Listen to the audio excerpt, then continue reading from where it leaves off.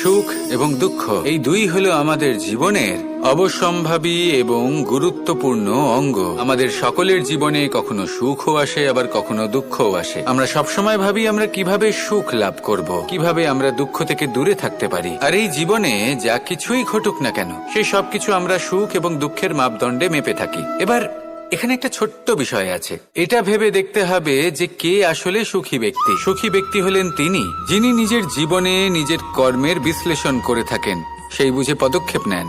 উনি কি করতে চলেছেন সেটা উনি জানেন, আর যদি ওনার কোনো দোষ থাকে বা ভুল থাকে তাহলে সেগুলো শুধরে নিয়ে এগিয়ে চলেন। সেই জন্য উনি সুখী হন। অন্যদিকে যে ব্যক্তি দুঃখী, তিনি কি করে? তিনি নিজের উপর নয়, অন্যের উপর নিজের নজর রাখেন। তিনি কি করছেন, কিভাবে কর্ম করছেন। ওনারা অন্যের নিন্দা করেন, অন্যের সাফল্য দেখে ঈর্ষা করেন, ক্রুদ্ধ হয়ে যান, ওনাদের বাধা দিতে চেষ্টা করেন। সেই জন্যই তো ওনারা দুঃখী হন।